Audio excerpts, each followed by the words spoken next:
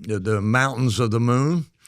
The geology was supposed to be different than the Maury. This is the biggest unanswered question in modern history. Why did we stop going to the moon? And for over 50 years, we've been given the same repeated answer. Vietnam War, budget cuts, public interest fading. But that explanation starts to fall apart when you look at what actually happened during the final missions. In 1972, during Apollo 16, Charles Duke reported something that didn't fit any scientific model. A structure, roughly 100 meters long, sharp edges, perfect angles, on a world where nothing is ever built. Houston heard the report, and instead of asking questions, they went silent for 30 seconds. Then, they told him to move on. For decades, he was forced to stay silent. Even the photographs Duke took that day have never been released. But now, at 89, with nothing to lose, he's finally speaking. And if you think this is all made up, wait till the end. I've got something you won't be able to deny.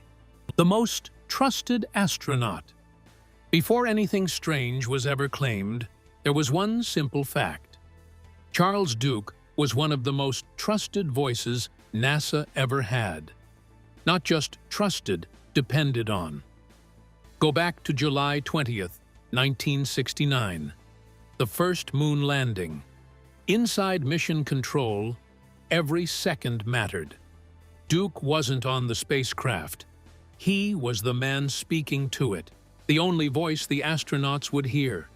At 33,000 feet above the lunar surface, things started going wrong.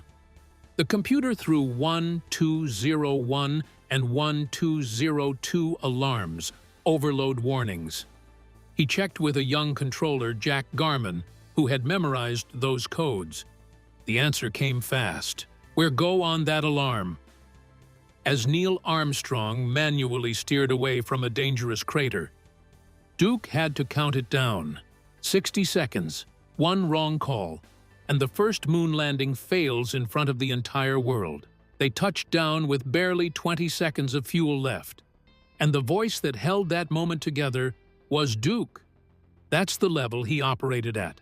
That's why NASA picked him in 1966, out of thousands. A man who worked on the Apollo guidance system itself. He didn't just fly missions, he understood how they worked, down to the smallest detail. 3 years after Apollo 11, Duke finally got his own mission, Apollo 16 mission. He landed in the Descartes Highlands, a place scientists believed would answer big questions about the moon's past. He stayed there for 71 hours, longer than most crews before him. Ran every planned experiment, one after another, exactly as designed. But something else happened there. Something that showed exactly the kind of observer Duke really was. Before the mission, leading scientists were convinced this region was volcanic. But once Duke started working on the surface, he noticed the details didn't match. Instead, he kept finding breccias, rocks formed by violent impacts, not lava. They thought the astronauts were missing something. Duke didn't back down. He described everything, the texture, the layers. Slowly, piece by piece, he made them realize the truth. And that's exactly why what comes later becomes harder to ignore. Because when someone like that notices something unusual, you can't just dismiss it as imagination. By the time they came back, they had brought hundreds of pounds of lunar material and hundreds of photographs to match it. NASA called it one of the most successful missions ever flown. No major issues, no strange incidents. The unspoken anomalies. If everything was so clean, so complete, then why do some moments feel off? Go back and watch the unedited footage, not the polished clips. The raw recordings. There are points where Duke is moving normally. He's not adjusting the equipment, not checking anything, just standing there, looking at something outside the frame, something the camera never shows. Then you hear John Young over the radio. "Charlie, you okay?" A pause, and Duke answers, almost distracted. That part never makes it into the transcripts. It's not in the reports. No explanation. And it doesn't happen once. It happens multiple times. Then there's the light. On the moon, sunlight should be simple, pure white. No atmosphere, no scattering, no color shifts. But Duke later described something different. He talked about seeing faint blues, soft purples, not reflections from the suit, and then something even harder to explain. Low, repeating frequencies, sometimes almost musical, sometimes uncomfortable, like something slightly off. That shouldn't be possible. Two highly trained astronauts hearing the same thing in a place where sound shouldn't exist at all. Then time started behaving strangely. What should have taken 20 minutes felt like 2. And at other times, a few minutes stretched out endlessly. And then, the part they didn't talk about publicly for years, the feeling, like something was aware of them. And it didn't come and go. It stayed. From the moment they stepped onto the surface until they sealed the hatch to leave. Later, inside the lunar module, they compared what they had experienced. So they made a decision. They said nothing. Because there was no way to explain it, and no way to say it without being dismissed. And maybe that's why it was easy to ignore. All of it can be pushed aside, filed under stress, fatigue, the pressure of being on another world. But what came next, that couldn't be explained away like that. The impossible structure. This isn't about personal experiences. This is about something physical, something you can't ignore in any way. Duke and John Young are about 6 kilometers away from the lunar module, far enough that Earth isn't even visible anymore, stretching in every direction. They're working normally, collecting samples. And something doesn't match. On the moon, everything is random, nothing clean, nothing organized. But what he sees on the horizon has shape. He calls it out. Young sees it too. They drive closer, slowly. And as they get closer, it becomes even clearer. What they're looking at isn't just a formation. It looks constructed, long enough to stand out even at a distance. Duke later estimated it at around 100 meters. And what makes it stranger is how it ends. Both sides seem to sink into the lunar dust, like what they're seeing is only a small exposed part of something much larger buried underneath. Almost like the visible spine of something, with the rest hidden below. And around it, the same strange effects they had been noticing before start getting stronger, moving across the surface in a way that doesn't look like normal reflection. It almost feels distorted, like the structure itself is affecting how light falls on it. Not just background noise, but something that feels directional, like it's coming from that exact spot. At this point, Duke does what he's trained to do. Geometric formation, not natural, appears constructed approximately 100 meters in length, requesting guidance. And then, complete silence. Not the usual delay. 10 seconds. Inside the helmet, all he can hear is his own breathing, the soft system noise, and an open channel with no reply. 2 men standing on the moon, looking at something that shouldn't exist, and the only people listening say nothing. Then finally, Houston responds. No back questions. Continue with the planned mission. Collect samples. Move on. No follow-up. No request for images. As if they already knew. As if this wasn't new. And that's what makes it heavier. Because this isn't about a feeling anymore. This is something they both saw. Something they both described. Something they reported. and something that was quietly ignored.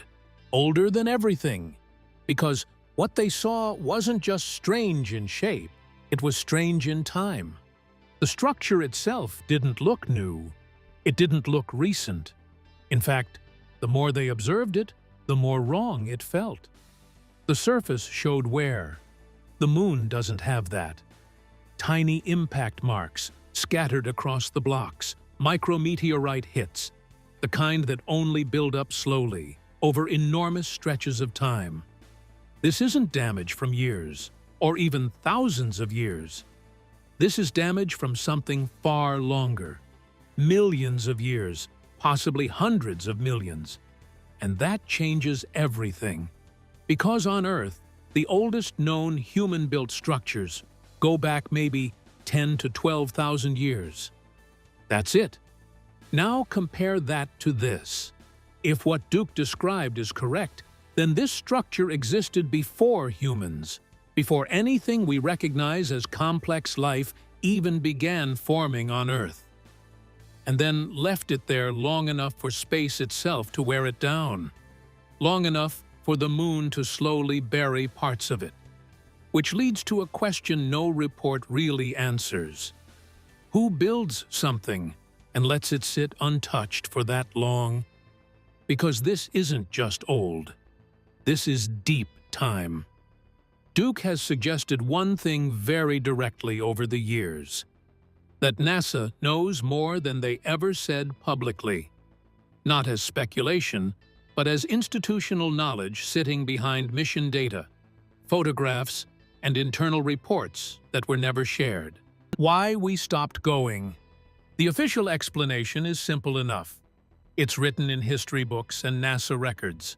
Budget cuts, political pressure, the Vietnam War, shifting national priorities. A program that cost billions, gradually losing support once the space race was over. Now, on paper, it makes sense. After all, once the goal of landing on the moon was achieved, the urgency faded. Funding moved elsewhere. Space programs slowed down. But that explanation only works if you ignore one detail. Programs don't usually just end like that. They evolve. They pause. But Apollo didn't do that. It stopped. Just a hard break in human exploration. And that's where the questions begin.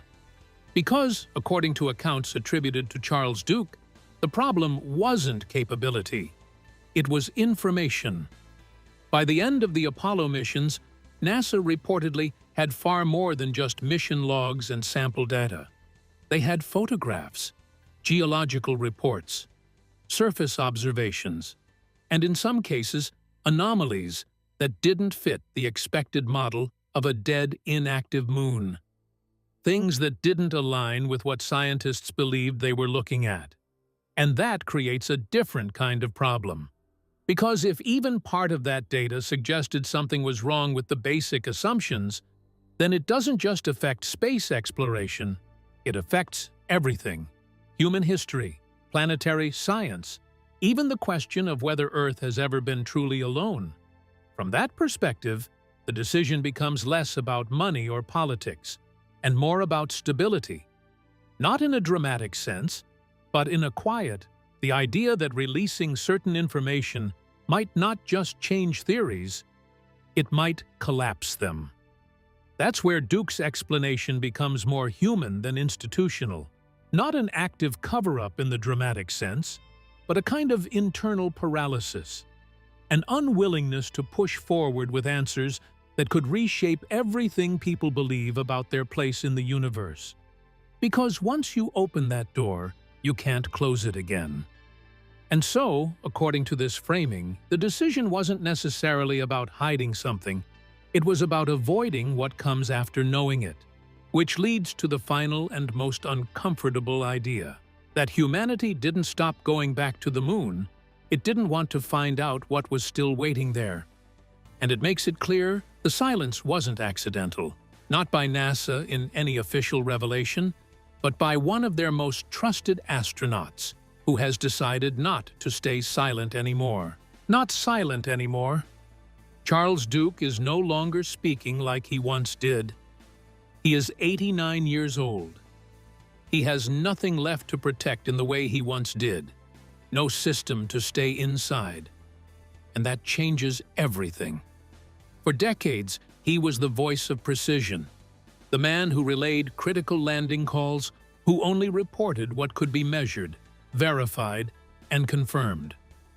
But now, he is talking about something else, not in dramatic language, but in descriptions of what he says was actually experienced during those missions, the strange shifts in light that didn't match lunar physics, the sounds that appeared in a vacuum, even though they shouldn't exist at all, the repeated feeling of something present, not visible, but always there during surface operations, moments like pauses in movement that were never fully explained in transcripts, brief stops during EVA work where he seemed to focus on something outside the camera frame, something never identified in mission records. Duke has hinted that what the public saw was only the structured version of events. Geological findings that contradicted earlier models, terrain that didn't behave as predicted. Nothing that was ever officially marked as failure. Nothing that fully explained everything that was seen on the surface. Those details were never expanded on, just quietly absorbed into the final mission reports. Duke's current position changes the weight of all of it. He is not speaking as someone interpreting data from a distance. He is speaking as someone who was physically there, on the surface, inside the suit, between what was recorded and what was experienced. And this is where everything begins to expand beyond a single account. Because at this point, we have seen what Duke saw there and how he is openly describing it now. And before anyone jumps in with skepticism or dismissal, a side of NASA you never see in headlines or press releases. Beyond one man. What you're about to hear goes against what you've been told. First, I'll show you what ordinary people have been saying about NASA for years, the patterns that keep repeating. I'll show you something harder to dismiss. People from inside the system, highly trained. Let's start with the public side. One idea keeps coming back again and again, that the moon is not just a dead rock. One of the most talked about claims is the warning theory. People believe that during early missions, there were references to unknown objects near lunar craters. From there, the idea grows that something was already there after that realization.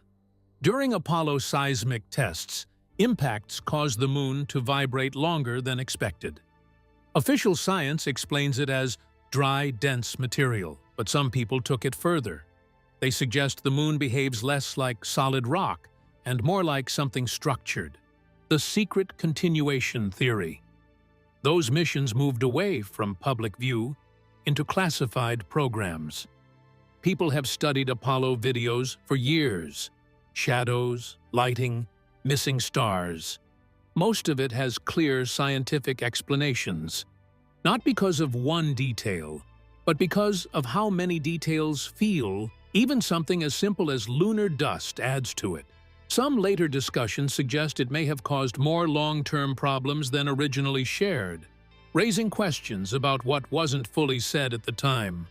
Now, all of that can be dismissed as speculation, internet theories, interpretations, but here's where it changes. Edgar Mitchell, the sixth man to walk on the moon, openly stated later in life that extraterrestrial intelligence is real and that certain information has been withheld for decades. Gordon Cooper, one of the original 7 astronauts, spoke about unidentified encounters and claimed reports were quietly taken out of public records. Buzz Aldrin, the second man to walk on the moon, has mentioned unusual observations during missions and even outside NASA. Haim Eshed, who led Israel's space program for decades, made public claims about hidden space-related knowledge that governments are not ready to reveal. But the direction feels similar, but not completely separate either. So it's all in front of you. an 89-year-old astronaut, and a world full of unanswered questions. What we choose to believe is up to us. So what do you think about all of this? Share your thoughts in the comments below. If you liked this video, give it a thumbs up. And if you want to watch more videos like this, subscribe to the channel because there is still a lot more that hasn't been fully explained yet. Until then, thanks for watching.